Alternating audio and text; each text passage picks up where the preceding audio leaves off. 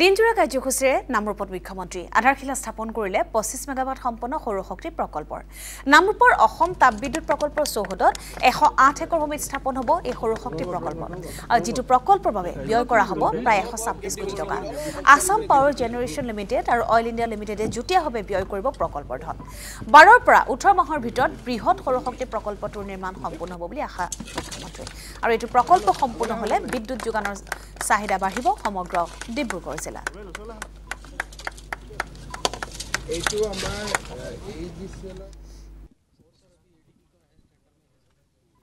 আজি নাহৰকটীয়া সমষ্টি তথা নামৰূপৰ বাবে এটা অতি স্মৰণীয় দিন নামৰূপৰ অসম তাপবিদ্যুৎ প্ৰকল্পৰ যি আমাৰ কমপ্লেক্স আছিল সেই কমপ্লেক্সতে 108 একৰ মাটিত 25 মেগাৱাট সৌৰ শক্তি উৎপাদনৰ বাবে আজি আমি এটা বৃহৎ প্ৰকল্পৰ আধাৰশিলা স্থাপন কৰিছোঁ প্ৰায় 126 কোটি টকা ইয়াত বিনিয়োগ হ'ব আৰু এই পুঁজি আসাম পাৱাৰ জেনেৰেশ্যন লিমিটেড আৰু অইল ইণ্ডিয়া লিমিটেডে যুটীয়াভাৱে ব্যয় কৰিব এই সৌৰ শক্তি প্ৰকল্প নিৰ্মাণ আমি আশা কৰিছোঁ যে এবছৰৰ পৰা 18 মাহৰ ভিতৰত আমি সম্পূৰ্ণ কৰিব পাৰিম এই 25 মেগাৱাট গ্ৰিডত আমি ল'ব পৰাৰ লগে লগে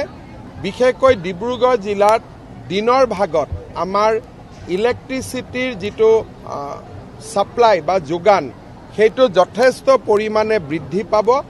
আৰু আমাৰ খুব উৎকট গৰমৰ দিনতো ডিব্ৰুগড়ৰ ৰাইজক বিদ্যুৎ যোগান ধৰাৰ ক্ষেত্ৰত আমি যথেষ্ট সুফল লাভ কৰিব পাৰিম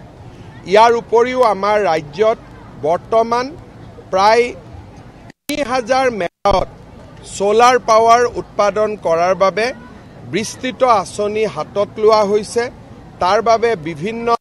কাম ইতিমধ্যে আমি হাতত লৈছো যোৱা এবছৰৰ ভিতৰত প্ৰায় 200 মেগাৱাট সোলাৰ পাৱাৰৰ নিৰ্মাণৰ কাম হাতে কামে আৰম্ভ হৈছে এই বছৰৰ ভিতৰত আমি কাৰ্বি আলং জিলাত 1000 মেগাৱাট আৰু ডিমা হাছাও জিলাত 120 মেগাৱাটৰ প্ৰকল্প আৰম্ভ কৰিব পাৰিম বুলি আমি আশা কৰিছোঁ মই পুনৰ এবাৰ নামৰূপবাসী ৰাইজক আৰু নাহৰকটীয়া সমষ্টিৰ ৰাইজক মই অভিনন্দন জনাইছোঁ ব্ৰহ্মপুত্ৰ ভেলী